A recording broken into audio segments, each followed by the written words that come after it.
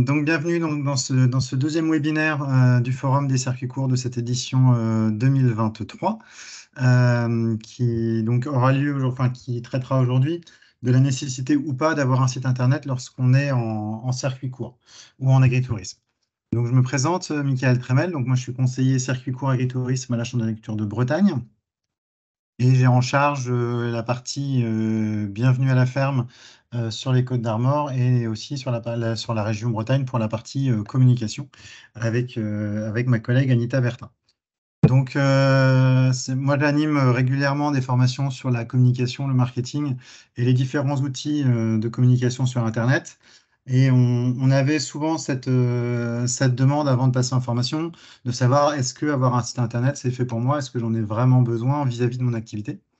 Donc, c'est ce qu'on va essayer de voir aujourd'hui et de répondre en 30-40 minutes à cette question, voir l'intérêt ou pas d'avoir un site Internet en fonction des différents types d'exploitation aussi qui sont concernés.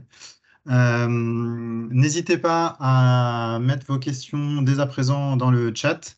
J'y répondrai en fin de conférence. Mais comme ça, on aura déjà un petit peu de grain à moudre lors de la phase de questions. Hop, je regarde si tout va bien sur les questions et on attaque.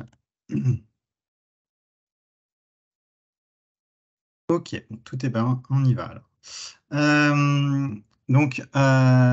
Avant de commencer directement sur la nécessité ou pas d'avoir un site internet, je vais vous proposer un petit test. Alors, je vais vous mettre un lien dans la barre de chat et comme ça, vous pourrez directement alors, hop, là, je copie le lien, je vous le mets. J'ai quelques questions à vous poser pour qu'on parte déjà sur une base commune et surtout qu'on ait un bon niveau de connaissance en même temps et de voir un petit peu où vous en êtes par rapport à ça. Donc, je vous mets un lien WooClap et moi, je vais vous partager mon écran pour qu'on puisse commencer. C'est trois questions, trois, quatre questions assez simples. Hop là, voilà. Donc, je vous ai mis le lien dans la barre de chat et vous avez, si pour ceux qui connaissent déjà WooClap, vous avez le QR code ou le code de l'événement pour pouvoir vous connecter. Je vous laisse quelques petites secondes pour qu'on puisse répondre à ces quelques questions. Je ne vais pas vous donner de questions trop rapidement. S'il y a des soucis pour arriver sur le WooClap, n'hésitez pas à le mettre dans le chat.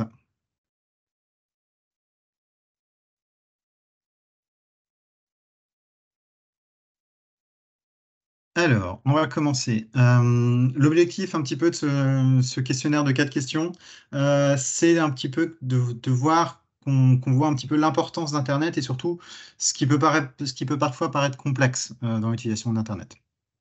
Donc, dans un premier temps, est-ce que vous pouvez me dire, selon vous, quel pourcentage de la population française utilise Internet? Je parle bien de la population française et pas mondiale. Donc, on va voir les réponses apparaître au fur et à mesure. Ne vous laissez pas influencer par les réponses des autres participants.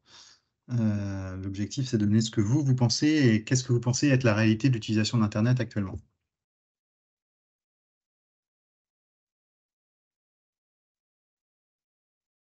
Bon, déjà, on voit que c'est réparti.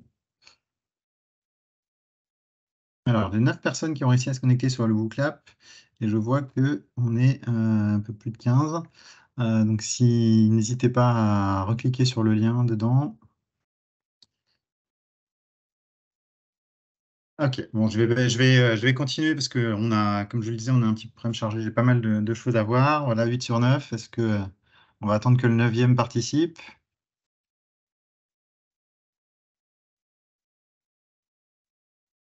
Ok. Donc, effectivement, on voit que c'est réparti entre vous, hein, on est entre 60 et 90%, ce qui fait quand même un gap. Alors, je vais vous afficher du coup la réponse correcte. La réponse correcte, c'est 96% des Français qui utilisent Internet régulièrement.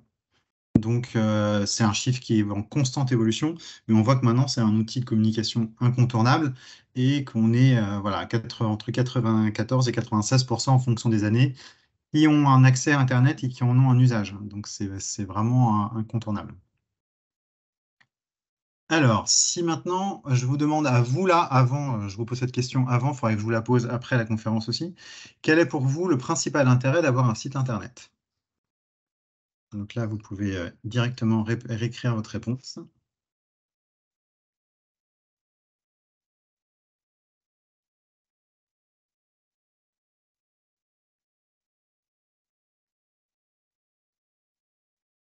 Ok, il y a plein d'idées.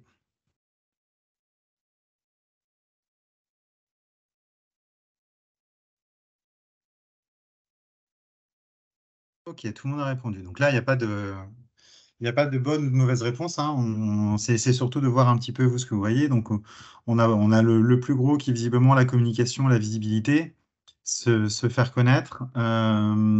Ensuite, ok, une question un peu d'information sur les horaires d'ouverture notamment. Vitrine, donc je suppose que c'est un site vitrine, ok. Une question de sérieux aussi, c'est-à-dire effectivement d'avoir une crédibilité vis-à-vis des visiteurs du site, donc ok. Et de la vente aussi, qui est visiblement paraît important aussi pour vous, ok. On continue. Alors, maintenant, j'ai besoin de savoir un petit peu, vous, qu'est-ce que vous avez actuellement? Est-ce que vous avez un site internet? Est-ce que vous avez une page Facebook? Est-ce que vous avez, quand je parle de page de Facebook, je parle bien de page Facebook, et pas de profil. Est-ce que vous avez un compte Instagram, un Twitter, un LinkedIn, une fiche Google My Business ou autre chose encore? Donc là, c'est un peu de voir aussi dans quelle étape de votre présence sur Internet vous êtes actuellement.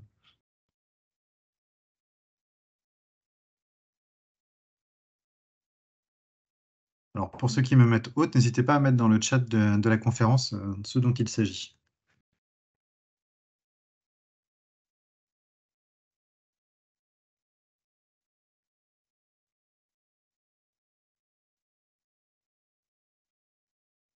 Ok, donc on voit que c'est assez réparti avec une majorité quand même pour Facebook et autres aussi à 3%, à 3 personnes. Ok. Dernière question, la question un peu piège. Est-ce que maintenant vous pouvez m'associer ces différents noms que j'ai mis à gauche avec les différentes fonctions qui sont mises à droite? C'est-à-dire quel est le moteur de recherche, quel est le réseau social, quel est le navigateur Internet entre ces trois propositions?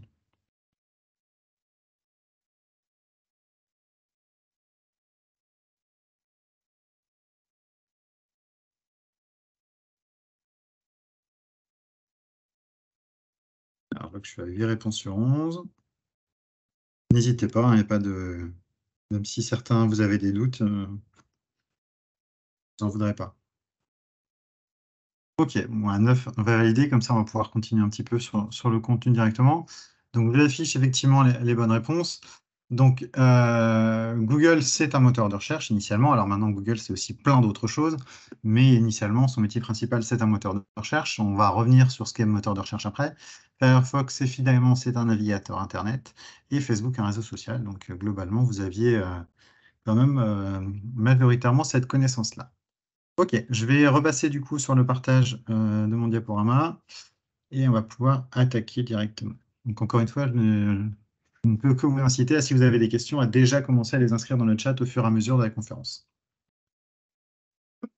Excusez-moi.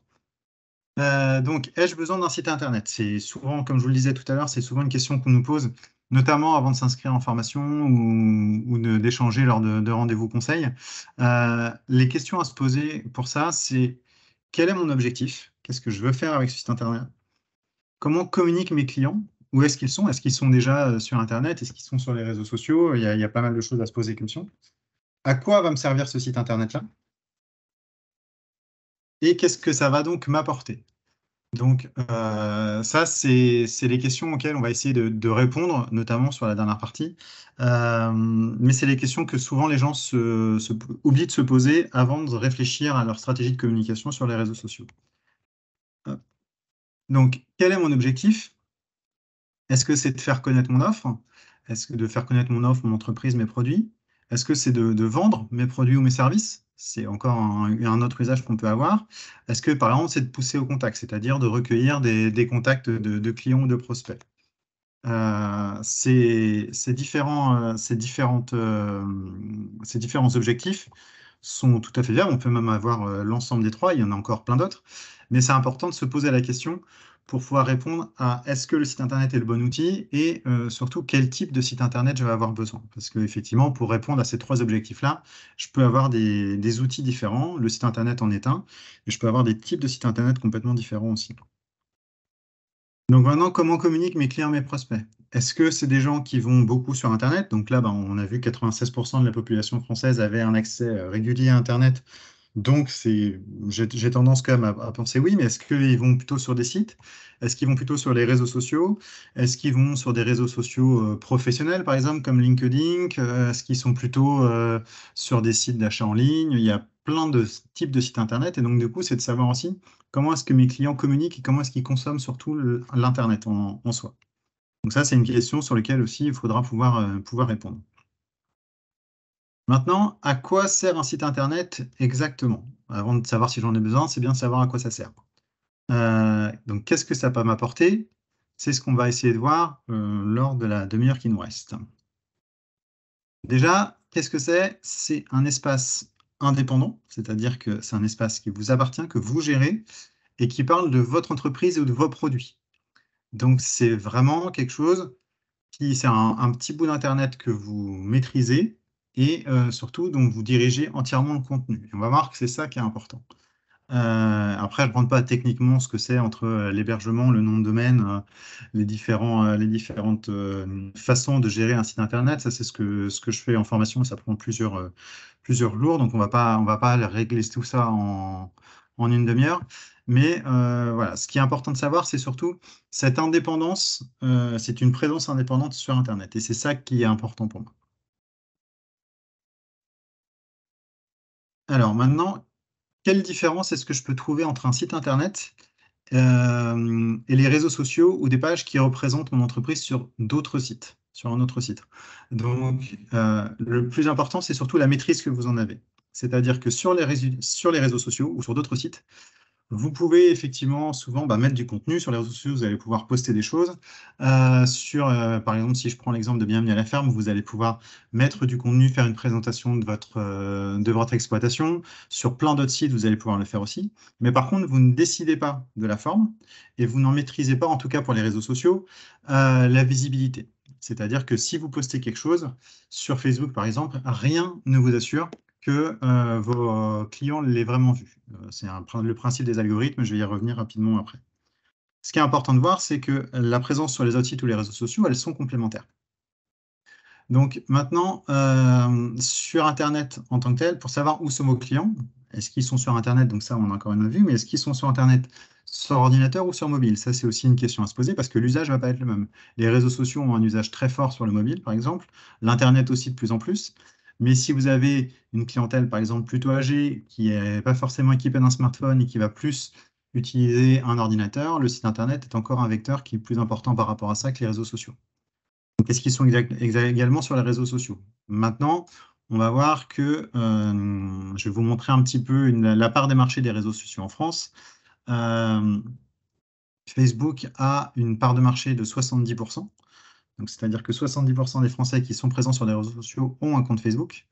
Ensuite, on vient Messenger et WhatsApp et Instagram qui appartiennent aussi à Facebook. Donc, on voit que ce bloc Facebook du groupe Meta est quand même très, très fort.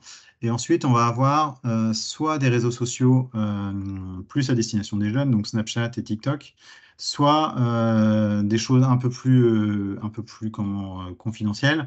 Twitter, on en parle beaucoup, mais au final, il n'y a pas beaucoup de Français qui ont un compte Twitter et qui sont très actifs dessus. Pinterest, LinkedIn, c'est un petit peu dans le même état d'esprit.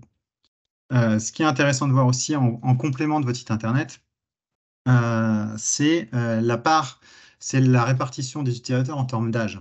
Effectivement, Facebook, il y en a beaucoup qui ont un compte Facebook, déjà parce que des fois c'est obligatoire, par exemple, pour avoir un compte Messenger, mais c'est aussi des gens qui sont plus âgés.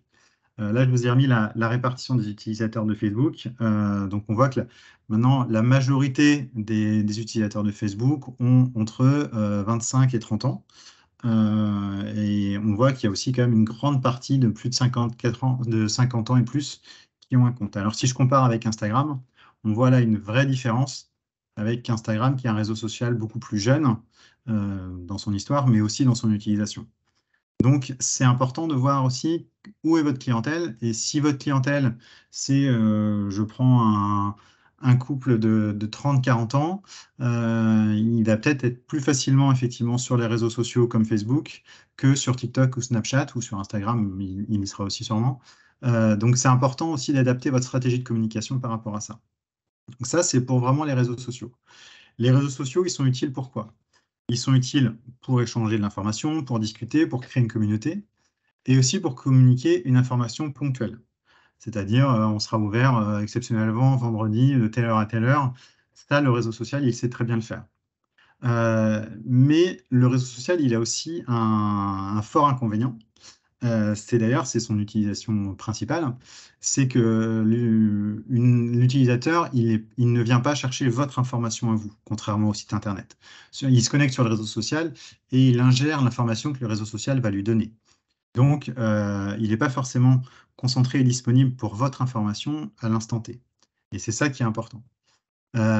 Sur les réseaux sociaux, peu importe le réseau social dont on parle, chaque information, en fait, a une durée de vie très courte parce qu'elle est tout de suite remplacée par une autre information. Les sujets sont très divers et quasi infinis. Donc, aussi bien vous allez essayer de vendre de la volaille, par exemple, et à côté de ça, on aura une vidéo de chat et une vidéo de bateau qui est aux Caraïbes. Les sujets sont très différents et donc c'est compliqué des fois de pouvoir ressortir de ça. Et c'est ce que je vous disais tout à l'heure aussi, c'est que sur les réseaux sociaux, euh, une information donnée n'est pas forcément reçue directement par votre consommateur. C'est-à-dire que lorsqu'on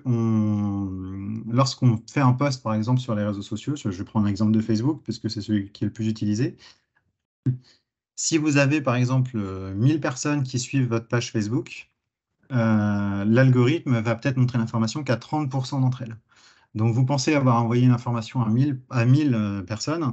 En fait, l'algorithme en a déjà sélectionné un tiers. Et sur ce tiers-là, il faut-il encore que ces personnes soient connectées au bon moment et que votre information, qui s'y se connecte par exemple 5 heures plus tard, il y a de grandes chances que votre information ait été remplacée par d'autres choses par l'algorithme. Donc, ça, c'est toute la problématique des réseaux sociaux par rapport à ça. Donc maintenant, on va se recentrer un peu sur le site Internet en lui-même. Comment est-ce que les réseaux sociaux, comment est-ce que les internautes, par exemple, arrivent sur les sites Internet? La grande majorité vont y arriver par les moteurs de recherche comme Google, comme Bing, comme Yahoo, il y en a plein d'autres. Ça, c'est 98% des gens. Et la deuxième partie, c'est en saisissant l'adresse, donc le nom de domaine. On viendra un petit peu sur le nom de domaine après, son importance. Mais ce qui est important de voir, c'est la part des moteurs de recherche. Donc là, je vous ai remis la part des moteurs de recherche en France, donc la part de marché. Vous allez voir que on est une exception un peu mondiale là, par rapport à ça. Donc là, je vous ai remis, vous avez peut-être des moteurs de recherche que vous connaissez ou vous ne connaissez pas, comme DuckDuckGo ou Quant, qui sont des moteurs français, et Ecosia aussi. Donc ça, c'est les parts de marché en France. Donc là, on est arrivé à Yahoo. Ça, c'est Bing avec 5%. Et ça, c'est Google avec 91%. Donc Internet, les recherches Internet en France, à 91% pour les moteurs de recherche, elles passent par Google. C'est encore plus vrai pour les mobiles. Là, je vous le passe rapidement. Sur les mobiles, Google, c'est 97% des recherches qui sont faites. Et quand on sait que maintenant la grande majorité du trafic sur Internet est fait sur les mobiles, c'est vraiment une situation de domination complète de la part de Google sur cette chose-là. Donc la problématique maintenant, c'est que si vous n'êtes pas visible sur Google, vous n'êtes pas visible du tout. Donc moi j'ai parfois des gens qui me disent oui, mon site est très bien référencé sur Bing. J'ai envie de dire oui, d'accord, mais personne ne fait beaucoup de recherches sur Bing, donc vous n'êtes vraiment pas visible si vous n'êtes pas sur Google en tant que tel. Donc maintenant, comment est-ce qu'on peut être visible sur Google, puisqu'on voit bien que le nerf de la guerre se passe ici. Le site internet, il est important, donc c'est d'avoir un site internet qui est bien référencé, ça on va voir comment ça peut se passer. Être présent sur d'autres sites qui peuvent être référencés, donc ça peut être des sites de vente en ligne, ça peut être des sites de réseau, ça peut être, il y en a plein, mais en fonction de votre activité, sur d'autres sites qui vont parler de votre activité. Avoir une fiche Google My Business, et après, derrière, la dernière possibilité pour être visible sur Google, c'est de payer et de faire de la pub. Donc, on va pas aborder ce sujet-là aujourd'hui, mais par quoi est-ce qu'on doit commencer dans ce cadre-là? La première chose à faire, avant même de réfléchir à un site Internet, c'est de créer l'existence de son entreprise sur Google. Et donc pour ça, c'est la fiche Google My Business qui va être le premier outil le plus important. Elle a le gros avantage d'être gratuite à faire, rapide, elle peut être très complète, elle va vous donner toutes les informations nécessaires dans un premier temps à votre visiteur, donc votre téléphone, vos horaires si vous en avez besoin, les sites internet. Elle peut même les amener directement chez vous grâce aux fonctions des GPS des téléphones. Donc ça, c'est vraiment le bloc d'informations qui est à faire. C'est la première chose à faire, quoi qu'il arrive. Vous allez pouvoir mettre des photos également. Voilà, dans les chiffres qu'on voit, on voit 40% des fiches qui ont des photos remplies par l'entreprise ont plus de visites quand même, de plus de 40%, donc c'est quand même intéressant. Et ça permet aussi de gérer ses avis. Et on sait maintenant l'importance des avis dans le choix du consommateur. Alors, la question, c'est est-ce que vous en avez une? Est-ce que vous le savez? Est-ce que vous en êtes sûr? Parce qu'on peut être présent sous forme d'une fiche sans l'avoir créée. C'est-à-dire que, en fait, Google crée des fiches lui-même. Et ça, c'est des fiches qu'on appelle qui sont non revendiquées. C'est-à-dire que Google accumule la donnée et une fois qu'il va constater l'existence de votre fiche, va créer lui-même la première fiche qu'après, vous pourrez venir revendiquer. Donc ça, si elle existe mais qu'elle n'est pas revendiquée, il faut le faire pour pouvoir la modifier et sinon, il faut la créer. Donc là, je vous ai mis un exemple rapide d'une fiche ferme, enfin d'une fiche d'une exploitation. Et là, on voit en fait que la fiche n'a pas été revendiquée.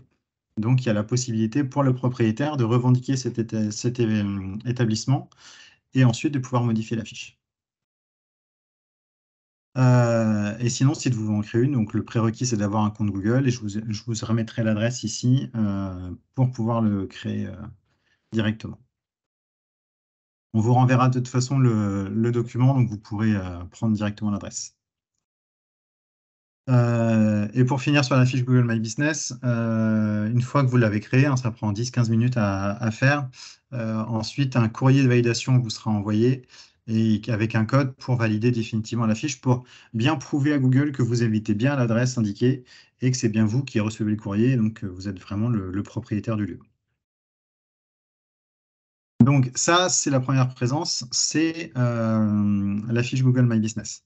Maintenant, le site internet, il va servir à quoi?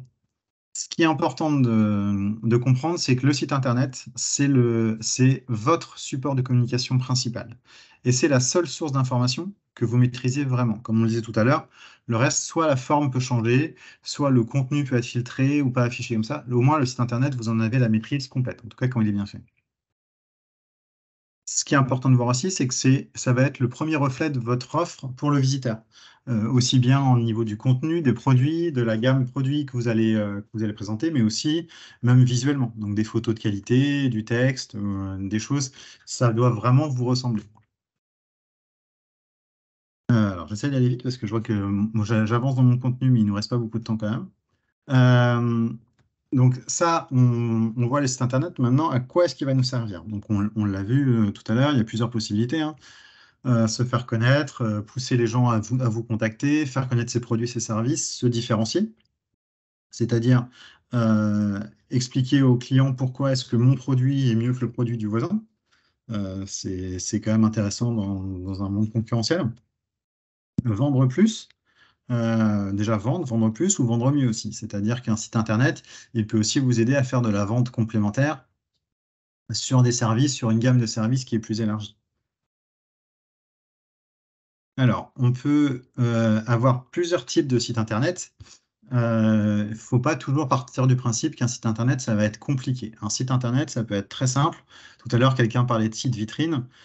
C'est exactement ça, c'est-à-dire le site vitrine, il va juste diffuser de l'information.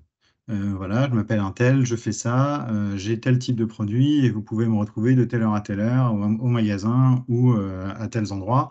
Euh, voilà, j'ai juste donné l'information. Alors ça peut être de l'information très simple, de l'information complexe, hein. Il y a des sites vitrines qui sont très complexes.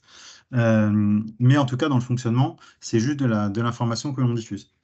Après, on a aussi d'autres sites qui vont être les sites de vente, qui est essentiellement avec paiement ou sans paiement, parce qu'on peut avoir un site de vente qui ferait juste de la prise de commande.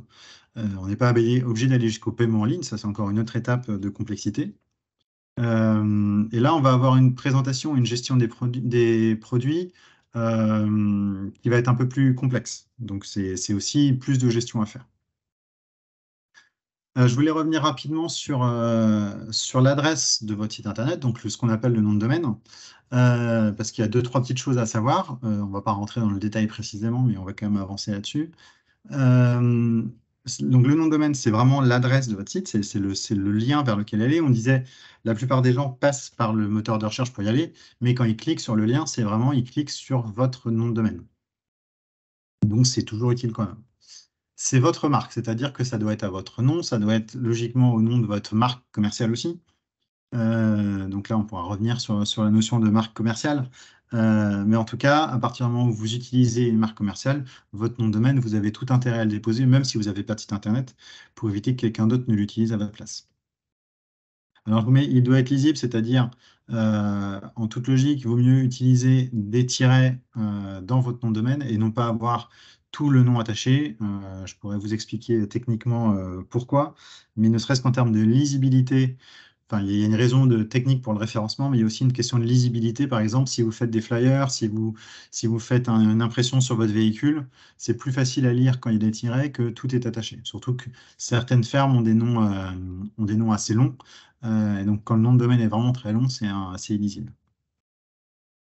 Donc, c'est aussi pour ça que je disais qu'il doit être représentatif de la structure, avoir le même nom. Il n'a pas une grande influence dans le référencement, donc ça, c'est important. Il en a une petite, c'est ce que je disais dans la lisibilité, mais il n'a pas, c'est pas votre nom de domaine qui va faire que vous serez bien référencé ou pas. Et quand je mets l'ancienneté compte, c'est-à-dire que plus un nom de domaine est ancien, plus il est crédible au niveau des moteurs de recherche. Donc, dans la suite, sur les référencements, enfin, sur la présence dans Google, comment est-ce que je peux être présent par Google? Donc, justement, par mon site Internet, ça, c'est ce qu'on va appeler le référencement naturel. Donc, le référencement naturel, c'est la façon dont Google parcourt Internet entièrement pour pouvoir, et l'analyse, pour pouvoir présenter des résultats de recherche pertinents aux visiteurs. C'est-à-dire que si moi, je fais une recherche sur une ferme dans le Finistère, je vais mettre ferme fromagère Finistère. Il va analyser tout Internet, il le fait tout le temps, et il va me proposer le résultat qui correspond le plus à cette recherche-là. Donc c'est ça le référencement naturel, et c'est ça qu'il faut travailler pour pouvoir ressortir sur les mots-clés que les gens sont susceptibles de rechercher. Donc pour ça, le référencement naturel, il va aller regarder votre site internet, mais il va aussi éplucher les réseaux sociaux. Il va regarder tous les sites qui peuvent parler de vous. Donc voilà, si vous êtes sur des sites de vente, si vous êtes sur Bienvenue à la ferme, si vous êtes sur d'autres sites, ça va aussi rentrer un petit peu dans votre référencement. Les articles de presse également. Et tout ça, il va faire une analyse et il va juger de la pertinence ou pas de la présence de votre site et même de votre entreprise dans ce résultat de recherche-là. Donc, les résultats naturels de recherche naturelle dans Google, ils sont ici, hein. C'est les résultats qu'on trouve toujours sur la gauche de la page. Là, j'ai pris exprès quelque chose, il n'y avait pas de publicité en haut, mais on voit la Google adresse enfin la fiche Google My Business qui est à droite, et l'encadré rouge qui donne vraiment les résultats de référencement naturel.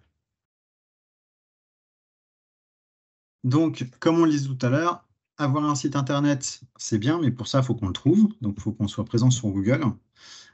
Et pour ça, il y a des règles à respecter. Il y a des règles à respecter pour le visiteur, pour que sa navigation soit fluide, soit facile, soit simple et qu'il trouve l'information.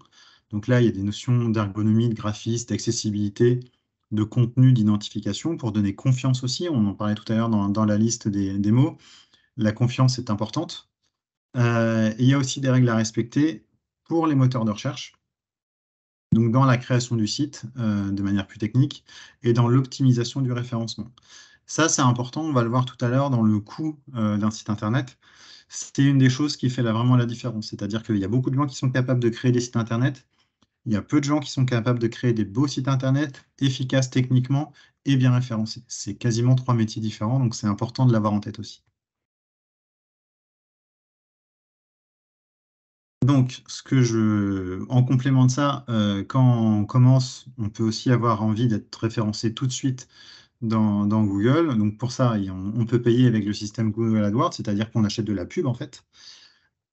pour être présent en haut des résultats de recherche. Et sinon, gratuitement, c'est ce qu'on disait tout à l'heure, c'est-à-dire c'est le référencement naturel dans la conception du site. Donc le référencement, je vais l'aborder très rapidement parce que on pourrait en parler plusieurs heures. Le plus important pour vous en tant que créateur du contenu ou de personne qui va demander à quelqu'un de créer un site internet pour vous, c'est toujours de penser visiteur. J'ai tendance à expliquer que le succès de Google, c'est que Google est capable de donner la meilleure information possible à l'internaute le plus rapidement possible. Et donc lui, la manière de Google de gagner de l'argent, c'est la satisfaction visiteur. Trouver la meilleure information plus vite, trouver le meilleur itinéraire plus vite, le meilleur produit le moins cher, c'est toujours comme ça qu'il va essayer de trouver. Donc il faut essayer de penser visiteur, c'est-à-dire que vous donnez de l'information utile à votre visiteur. Il ne faut pas penser en fait référencement quand vous créez votre site internet. Il ne faut pas passer mots-clés ou choses comme ça avec des choses. Il faut absolument que ça ressorte. Ça, c'est un deuxième travail à faire. Mais d'abord, ce qu'il faut faire, c'est créer du contenu original qui va intéresser votre visiteur et qui, en plus, effectivement, sera bien référencé. Respecter les règles du développement Internet, ça, bon, en règle générale, c'est pas forcément vous qui allez le faire, c'est le créateur de votre site Internet. Et si c'est vous qui créez votre site Internet, c'est plutôt l'outil que vous allez utiliser qui va répondre ou pas à ces règles de développement. Avoir d'autres sites qui parlent du vôtre, donc avoir des liens qui pointent vers votre site, c'est important. C'est de montrer la crédibilité de votre site Internet dans l'écosystème d'Internet. Donc si votre site existe, qu'il est bien référencé tout seul, mais que personne ne parle de votre site, personne ne renvoie sur votre site, ça va forcément vous pénaliser et Google ne va pas croire en la crédibilité de ce site-là. Idéalement, il faut aussi avoir des liens qui sortent de votre site, c'est-à-dire qu'il ne faut pas que votre site devienne une impasse d'Internet et qu'une fois qu'on est sur votre site, on ne puisse plus en sortir. Donc, c'est aussi important de valoriser les réseaux auxquels vous participez, des articles de presse que vous avez eus, des sites de collègues avec qui vous travaillez. Tout ça est intéressant aussi. Sur les liens, privilégiez toujours la qualité à la quantité et surtout d'essayer d'avoir des liens qui soient dans dans la même thématique. Là, on parle d'agriculture, de vente directe ou d'agritourisme. Ça sert à rien d'envoyer sur des liens qui sont, je ne sais pas moi, sur le soin vétérinaire des chats ou l'aquariophilie. Ça n'a aucun rapport. Donc derrière, on va essayer certes d'avoir le maximum de liens possible en entrant et en sortant, mais ça n'a pas de rapport avec votre contenu, donc ça ne va pas vous apporter en termes de référencement. Pour finir sur le référencement, sur l'aspect un tout petit peu technique, le référencement naturel d'un site, de base, il dépend en premier lieu du contenu qu'on va y trouver, le texte, les images. Donc la façon dont le site est contenu, ça c'est vraiment le plus technique, c'est toutes les balises de référencement, d'accessibilité et la façon dont c'est développé. C'est important d'avoir un site qui est moderne, qui est à jour et qui utilise les dernières technologies. Euh, et ça, c'est important de se dire que oui, il y a toute une partie qui va dépendre du développeur de votre site, mais c'est à vous aussi de contrôler que c'est bien fait et en tout cas de vous renseigner avant de contractualiser avec lui sur ce qu'il fait et de vérifier peut-être que les autres sites qu'il a fait sont bien référencés ou pas. Si vous le décidez de faire votre site vous-même, moi j'ai tendance à vous dire d'éviter les services de sites gratuits qui sont tout faits comme Wix. Parce que justement, en termes de référencement, on va avoir des gros problèmes de maîtrise du référencement. C'est-à-dire que tant que c'est gratuit, il n'y a pas toutes les options pour optimiser son référencement, les balises. Et donc, du coup, en général, les sites sont très, très mal référencés. Alors, pour revenir à la question qui nous intéresse aujourd'hui, ai-je besoin d'un site Internet? Ça va dépendre aussi de quel site vous avez besoin. Je reviens un petit peu sur ces deux définitions-là. Cette question d'un site vitrine ou d'un site marchand, elle va aussi dépendre du temps que vous pouvez y consacrer. Un site, c'est important, il doit vivre, il doit continuer d'évoluer, mais par exemple, forcément, un site marchand, ça va vous demander plus de temps, parce qu'il va falloir mettre à jour les quantités, la logistique, la livraison, qu'un site vitrine, qui une fois qu'il est fait, il demande une mise à jour tous les ans, tous les 6 mois, mais c'est un travail qui est moins conséquent. Et donc, par rapport à ça, qu'est-ce que vous entendez? Est-ce que c'est vraiment de créer un chiffre d'affaires, juste de donner de l'information, du contact? Ça dépend aussi de beaucoup d'un petit peu de la vision que vous avez de votre site Internet. Je voulais aborder aussi avec vous le coût d'un site internet, parce que mine de rien, c'est important et on voit un petit peu tous les tarifs. Alors, je vais annoncer deux tarifs très différents, hein. Je pars entre 50 et 3 000 euros environ pour la création d'un site. En fait, ça va dépendre surtout de qui fait le site et de vos objectifs. Plus votre site va être complexe, plus il va coûter cher. 50 euros, c'est si vous le faites tout vous-même. Et en gros, ça comprend votre nom de domaine et l'hébergement par an. Et 3 000 euros, c'est à peu près un prix d'un site marchand classique maintenant. Euh, Méfiez-vous des sites par abonnement. Où vous payez 20-30 euros par mois, parce qu'à la fin, ils vont finir par vous coûter beaucoup plus cher que si vous l'aviez fait faire par un prestataire, que de toute façon, vous êtes dépendant du prestataire pour tout, et surtout, des fois, vous n'êtes pas propriétaire du nom de domaine et des contenus. J'ai encore vu ça récemment. C'est en fait, lorsque vous voulez partir, le prestataire vous dit, bah non, à partir du moment où vous payez plus, vous ne pouvez pas récupérer vos textes et votre nom de domaine m'appartient. Donc, vous êtes un petit peu attaché avec lui ad vitam aeternam. Ce que je vous disais sur les sites gratuits, donc je prends Wix pour faire simple. On peut faire de très beaux sites. Là-dessus, maintenant, ça s'est beaucoup amélioré. Mais on peut être très limité aussi en contenu. La dépense au fournisseur est vraie aussi, parce que le jour où vous quittez Wix, bah, vous êtes obligé de tout recommencer. Et moi, ce qui me peine le plus surtout, c'est la difficulté dans le référencement. C'est vraiment, même dans la version payante de Wix, c'est quand même pas très optimisé. Et si vous ne connaissez pas un minimum en référencement, votre site, il aura du mal à ressortir dans les moteurs de recherche, donc d'être visible, donc d'être efficace. Donc, si je dois résumer pour savoir si vous avez un besoin d'un site internet, oui, un site, c'est très utile en agritourisme ou en vente directe. Ça donne de la visibilité, ça permet de se démarquer, ça permet d'être sûr de l'information qu'on diffuse, et ça, c'est important. Ça permet d'être contacté directement par vos clients, donc de faire le lien directement. On peut vendre, il n'y a pas de souci. Ça nous permet de gagner du temps aussi. Gagner du temps, bah, ça peut être dans la vente, mais ça peut être aussi dans l'information. Avoir un site internet complet, bien informé, ça permet d'éviter de répondre à des questions logistiques ou d'ouverture, autre chose comme ça, en disant, bah voilà, sur des tarifs, par exemple, bah, allez voir sur mon site internet, tous les tarifs sont à jour. Gagner du temps à répondre. Et c'est aussi important si vous travaillez avec des professionnels. C'est délicat d'aller dire à un professionnel, allez voir ma page Facebook, j'explique ce qu'on fait. Donc le site internet, il a cet avantage pour ça. Mais un site, ça a aussi des inconvénients. Comme je le disais tout à l'heure, ça demande du temps. Ça va vous demander aussi de la réactivité, surtout s'il y a de la vente. Ça a un coût et ça doit être à jour tout le temps. C'est-à-dire qu'il faut vraiment toujours se poser la question de est-ce que mon site est à jour, est-ce que mes tarifs sont bons, est-ce que mes horaires d'ouverture sont bonnes. C'est un petit peu ça. Et si vous n'avez pas S'il vous manque une de ces choses-là, il y a peut-être d'autres façons d'être présente sur Internet qui sont plus simples ou complémentaires. De toute façon, quoi qu'il arrive, un site Internet tout seul n'est pas suffisant. Les réseaux sociaux restent importants, la fiche Google My Business reste importante, il y a plein d'autres choses qui peuvent être faites. Euh, mais pour moi, le site Internet, c'est un vrai plus si on prend le temps de s'en occuper. Donc, si vous avez des questions, si vous avez des interrogations par rapport à votre situation personnelle, il ne faut pas hésiter à nous contacter. Je vous remets mes coordonnées. Et pour ceux qui sont intéressés pour la création d'un site internet directement, et notamment que vous maîtrisez de A à Z et que vous concevez de A à Z, je vous remettrai le lien aussi d'une formation qui a lieu en avril 2024 sur 3 jours où on crée de A à Z votre site internet individuel vraiment efficace pour le coup et sur lequel vous avez une vraie maîtrise technique et du contenu. J'ai fini pour ma part, donc maintenant je vais aller voir s'il y a des questions et puis n'hésitez pas à ouvrir votre micro si vous avez directement des questions à poser. Alors, parfait.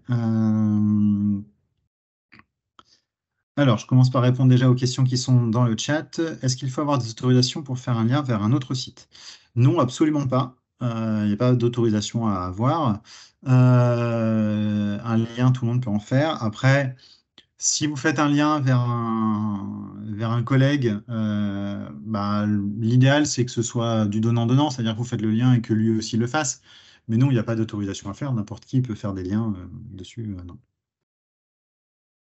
Combien de temps hebdo en moyenne consacre-t-on à un site marchand? Alors ça peut beaucoup dépendre, mais j'ai tendance à croire que en dessous de 2 heures hebdomadaires, c'est qu'il y a un souci. Dans la mise à jour, et ça c'est vraiment dans la maintenance. Après, on a des gens qui ne vendent que par Internet et qui sont 2 heures par jour parce que il faut réceptionner les commandes, mettre à jour les stocks, éditer les bons de livraison et tout ça. Donc ça peut prendre du temps, mais c'est aussi que ça marche et c'est que ça génère des revenus. Donc c'est assez variable ça. Mais en tout cas, un site internet en maintenance, ne serait-ce que pour vérifier, et pour mettre un peu d'actu, ouais, au moins 1 à 2 heures par semaine, ce serait bien. Mais c'est une denrée rare à trouver, je le sais bien. Quelles seraient les alternatives à Wix alors? Alors, Wix, effectivement, ça a ses avantages et ses inconvénients. Déjà, le Wix gratuit, pour moi, de toute façon, enfin, quand c'est gratuit, c'est qu'à un moment, il y a forcément des limites. Leur objectif étant de faire de l'argent. Wix est intéressant parce qu'il gère l'ensemble, donc l'hébergement, le contenu, même votre nom de domaine. Mais effectivement, il est limité en référencement, au moins dans la version gratuite. La version payante est un minima, c'est-à-dire que c'est déjà mieux, on peut faire des choses. Mais sinon, en gratuit qui existe, mais qui demande un tout petit peu de technique, enfin, moi, c'est ce que j'utilise notamment lors de la formation pour créer son site internet, c'est WordPress, qui est l'éditeur de site le plus utilisé dans le monde, qui est assez simple à utiliser et à mettre en place. Donc WordPress, ça fonctionne très bien et sur le principe, c'est gratuit. Donc après, une fois que vous avez payé votre nom de domaine et votre hébergement et que c'est mis en place sur l'hébergement, c'est assez facile. Et maintenant, la plupart des hébergeurs proposent l'installation de WordPress directement. Donc c'est assez simple. Moi, je partirai là-dessus parce que c'est ce qui vous permettra d'avoir un site vraiment complet et souple. Et surtout bien référencé. Est-ce qu'il y en a d'autres qui ont d'autres questions? Alors, est-ce qu'on connaît Coupanda? Oui, oui, Coupanda, c'est une solution de vente en ligne qui est intéressante, qui est simple à mettre en place. Donc, oui, je trouve que c'est une bonne solution pour commencer la vente.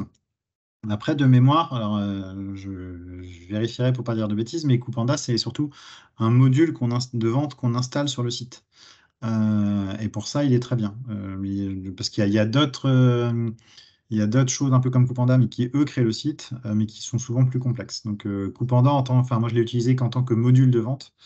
Et oui, ça fonctionne très bien. Alors, encore un petit peu de temps pour prendre quelques questions. Je reste à votre disposition. Et puis, s'il n'y a plus de questions, après, je vais vous libérer. Que pensez-vous du site Quagette.net pour la vente? Quagette.net, je pense que c'est un peu équivalent à plein de sites qui proposent de la vente en individuel ou en collectif. C'est un peu différent sur le principe parce que du coup, là, c'est pas votre site en lui-même. Donc, j'ai pas d'avis positif ou négatif. Non, ça fait partie des solutions qui existent depuis un petit bout de temps. Moi, je connais des producteurs qui travaillent avec où ça fonctionne bien. Il y en a qui ont essayé et puis ça n'a pas marché pour eux. J'ai pas plus d'avis que ça. Après, l'outil me paraît assez simple à mettre en place. J'ai trouvé moi Coupanda un peu plus souple, mais c'était bien aussi. Ouais. J'aurais une question, si vous Oui, m'entendez. je En vous fait, vous entends. parliez du site, comment dire? Vitrine et en fait, ce site vitrine, il peut évoluer en un autre site quand après on a peut-être plus de capacité? Oui, tout à fait. Le site Ouais? vitrine, on parle d'un principe de juste envoyer de l'information, mais un site vitrine, il Oui, peut, il peut se transformer en site de vente, effectivement, le jour où il y en a le besoin, ou le jour où vous êtes oui, prête. voilà. Oui, pour le C'est, faire évoluer, ouais, c'est, effectivement. Pour pas c'est le ça. perdre ou refaire, enfin j'imagine que c'est déjà du temps à faire, mais c'est vrai qu'après si on veut De le toute faire façon, évoluer, mmh, ouais, de toute façon, un site, ça doit toujours évoluer dans le sens où, ne serait-ce que techniquement, pour des questions de sécurité, des questions aussi de diffusion d'informations, on est toujours obligé de le mettre à jour et de le faire évoluer. Mais il peut évoluer aussi en site un peu plus complexe. Pour moi, un site vitrine, c'est 2-3 pages qui donnent de l'information et puis un formulaire de contact. Ça reste un site vitrine très simple qui est assez facile à mettre en place. Mais le jour où on veut rajouter, par exemple, un module comme Coupanda pour faire de la mise en ligne, ça reste assez simple techniquement encore à faire. Oui. D'accord, ok, merci. Eh ben, si vous n'avez pas d'autres questions, on va arrêter là. Merci de votre présence, en espérant avoir répondu à la question initiale. Je vous remercie, puis je vous souhaite une bonne journée.